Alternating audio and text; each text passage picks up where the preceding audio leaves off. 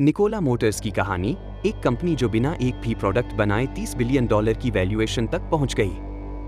कल्पना कीजिए 2020 का वो दौर जब इलेक्ट्रिक वाहनों की हाइप अपने चरम पर थी। टेस्ला के शेयर आसमान छू रहे थे और उसी लहर में निकोला मोटर्स नाम का एक स्टार्टअप उभरा, जिसके पास न कोई ट्रक था, न कोई फैक्ट्री और न ही कोई रेवेन्यू।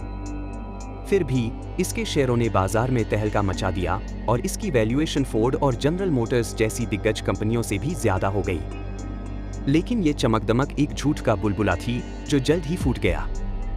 आइए इस रोमांचक और सबक देने वाली कहानी में गोता लगाएं और जानें कि कैसे निकोला मोटर्स ने दुनिया को बेवकूफ बनाया।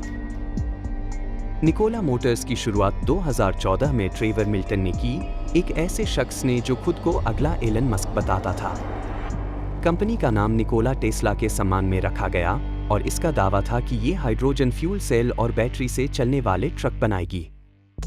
2016 में निकोला ने अपना पहला कॉन्सेप्ट ट्रक निकोला वन दिखाया।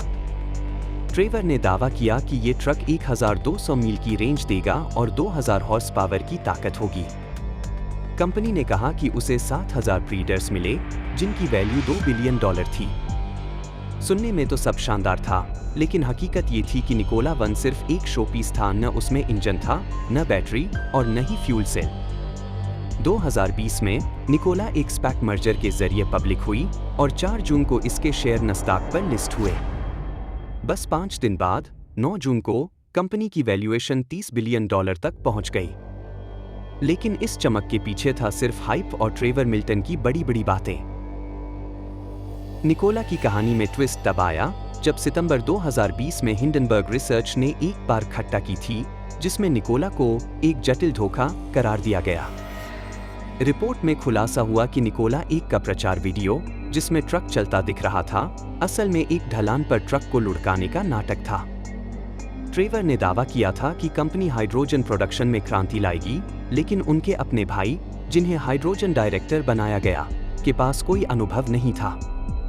निकोला ने जनरल मोटर्स के साथ $2 बिलियन की डील की थी, लेकिन जीएम ने बाद में खुद को अलग कर लिया क्योंकि निकोला की टेक्नोलॉजी पर सवाल उठे।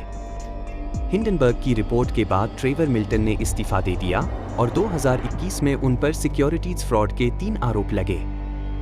2022 में उन्हें 4 में से 3 मामलों में दोषी ठहराया गया। निकोला के शेयर, जो कभी $65 थे, 47 सेंट तक गिर गए।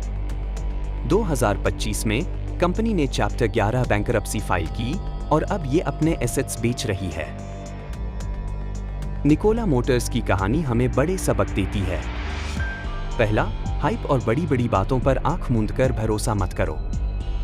दूसरा, किसी कंपनी में निवेश करने से पहले उसकी टेक्नोलॉजी, रेवेन्यू और मैनेजमेंट की जांच करो। और तीसरा, स्पैक जैसे शॉर्टकट रास्तों से पब्लिक होने वाली कंपनियों पर सावधानी बरतो। निकोला ने भले ही $30 बिलियन की वैल्यूएशन हासिल की, लेकिन बिना प्रोडक्ट और ठोस बिजनेस मॉडल के ये सब एक सपना ही रहा। आज निकोला की वैल्यूएशन सिर्फ $74 मिलियन है।